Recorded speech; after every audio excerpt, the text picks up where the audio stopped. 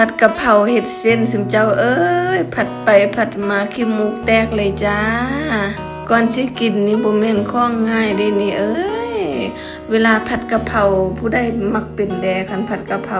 ผัดอย่างอื่นก็ยังใครคันผัดกะเพรานะเรากินมันสิสุนนี่เนาะมันเฮ็ดให้เฮาหันจามหั่นนะพอจามออกมาแล้วก็โอ้โหขี้มูกสะขี้มูกสายเลยกินแล้วลำบากอะแท้ว่าบ่เฮ็ดกินนึก็ยากเด้ดนกินเทื่อหั่นนะแถมว่าไปเก็บใบกะเพรานะมันมีแมงมีหยังอันน้อยๆสีเหลืองๆน่ะมันเกาะใบบากได้หลายหั่นนะเกือบบ่ได้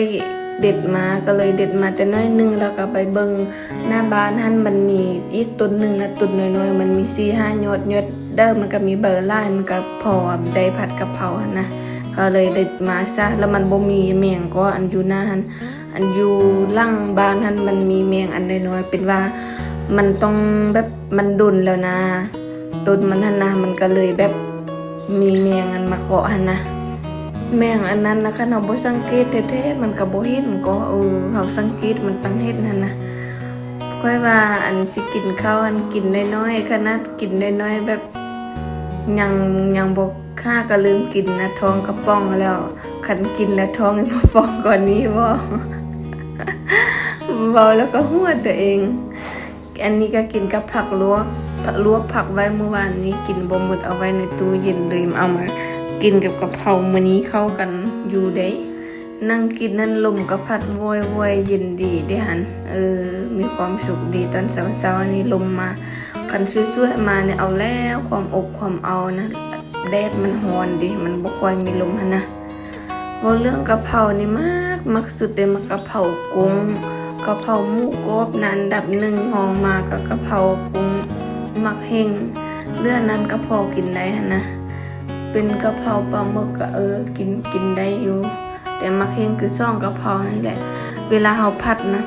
ผัดกุ้งนะเซาซ่อนบ่ได้ผัดแบบให้มันแห้งๆเลยเด้ผัดพอจะให้มันสุกๆแล้วก็พอมันจังเฮ็ดให้กุ้งเฮากินแล้วมันนุ่มๆเวลาเฮากัดกินมันนุ่มมันหวานหั่นนะคันเฮาไปผัดให้มันสุกๆเด้เวลามันเฮากินแล้วเนื้อมันสิแข็งๆกินแล้วมันก็สิหยาบๆหั่นนะมันบ่คักปานใดแต่ผัดจักหน่อยนึงแล้วก็ให้มันพอนั่นน่ะโอ้ยหวานมักแฮงเวลาลวกตำกันกะยาบ่ได้ลวกสุกเด้ลวกให้มันพอแต่ให้มันสุกๆนานแล้วเฮาก็เอาออกมาตำมันจังแซ่บมันจังเข้าเนื้อเข้านั่งหั่นนะอายหลายคนที่เบิ่งคลิปเซาซ้อนก็อย่าฟ้าวเบื่อกันเด้อเพราะว่าเซาซ้อนถนัดในการกินหลายกว่าหั่นนะเฮาบ่ฮู้สิเฮ็ดคลิปแนวใดหั่นนะแบบคิดบางทีแต่ละมือแต่ละวันนี่คิดคอนเทนต์บ่ออกบางทียุ่งกับเวียกได้คิดบ่ออกแบบมันมีเวลาแต่ให้อัดคลิปแบบมันสะดวกกว่านะเวลาเฮ็ดของกินแล้วก็เวลากินหั่นนะของกินก็บางทีมันบ่ค่อยสะดวกในการตั้งกล้องหั่นนะมันบ่สะดวกมันก็เลยสะดวกแต่ตอนเฮ็ดแล้วก็นั่งกินหั่นนะอย่าเฝ้าเบื่อกันเด้อแล้วได้ก็ฝากเป็นกำลังใจให้แด้กดไลค์กดเมนต์ซ่อนเด้อแล้วได้ก็ขอบอกขอบใจทุกคนเด้อที่บ่เลื่อนผ่านคลิปซ่อนขอบใจ